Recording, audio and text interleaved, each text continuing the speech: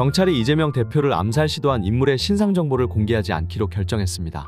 심각한 정치 테러이며 공범 여부가 아직 정확히 밝혀지지 않은 상황임에도 이러한 결정을 내렸는데요. 이에 많은 국민은 분노의 목소리를 내고 있습니다. 그런데 보다 못한 외신이 직접 살인 미수범의 신상을 공개했습니다. 해당 내용 알아보기 전 구독과 좋아요 부탁드립니다. 더 뉴욕타임즈에서 공개한 기사입니다. 해당 기사를 자동 번역된 내용을 토대로 전해드리도록 하겠습니다. 뉴욕타임즈는 사건의 전체적인 개요를 전한 뒤 당당히 그의 신상을 공개했는데요. 뉴욕타임즈는 해당 기사에서 경찰은 부동산 중개인 김진성 씨가 이 씨를 살해하려던 의도를 인정했다고 밝혔다고 기재했습니다. 보다 못한 외신이 살인 미수범의 이름을 공개했습니다. 이는 우리나라 기자 그리고 경찰의 태도와는 비교되는 모습입니다. 현재 이 사건을 다루고 있는 대한민국의 전반적인 분위기가 심상치 않습니다. 8쪽짜리 변명문도 전문이 공개되지 않고 선별적으로 몇 문장만 공개되어 떠돌아다니는 것은 매우 이상합니다. 애초에 공개된다면 전문이 공개되어야 정상 아니겠습니까? 또 당적 공개에 대한 내용도 굉장히 이상합니다. 살인 미수범이 체포된 직후 미수범의 당적은 민주당이라며 공개하더니 과거 당적은 돌연 밝히지 않는 것으로 결정했습니다. 또 웃긴 것은 살인 미수범을 태워준 사람의 당적은 곧바로 공개하는 모습을 보였습니다. 아무리 봐도 뭔가 이상합니다. 그리고 사실 인터넷에 조금만 검색해도 살인 미수범의 온갖 신상이 터져 나오고 있습니다.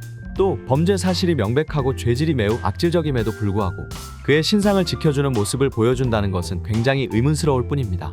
이에 서영교 의원 또한 분노하며 해당 사안을 지적했는데요. 해당 내용 잠깐 살펴보시죠.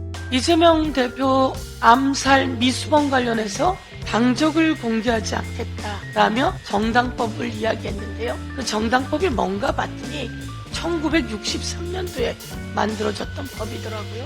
그동안 민주당이네 국힘당이네 첩보라며 줄줄이 흘려놓고 이제 와서는 정당법을 1963년도에 만들어졌던 정당법을 근거로 한다며 미공개하겠다라고 하는 경찰의 행태를 정말 의심하지 않을 수 없습니다. 그리고 신상을 공개할 수 없다고. 그리고 그 이유는 밝히지 않았습니다. 경찰이 왜 이러는 겁니까? 그 뒤에는 지휘하는 검찰이 있는 거죠. 그 위에는 윤희근이 있을 것이고 그 위에는 검찰총장이 있을 것이고 그 위에는 법무부가 있을 것입니다. 신상 공개 관련해서 그 요건을 한번 제가 짚어보겠습니다. 범행수단이 잔인하고 중대한 피해가 발생한 특정 강력 범죄 사건일 것. 이거는 범행수단이 잔인합니다. 칼을 갈고 와서요. 그것도 야당 대표를 확실하게 죽이겠다고 마음먹고 6차례 쫓아다녔고, 아니 더 많이 쫓아다녔을 것입니다. 그리고 사전 답사하고, 그리고 사후에는 변명문이라며 공범에게 이것을 언론, 경찰에, 그리고 언론에, 그리고 가족에게 전달해달라며 조건을 달라 이야기한 이런 경우가 신상 공개 요건에 해당되지 않는다고요? 그러면서 경찰이 공공의 이익보다 그 사람의 개인적인 피해가 문제가 된다, 이런 식의 발언을 했다고 하는데요. 정말 있을 수 없는 경찰의 행태를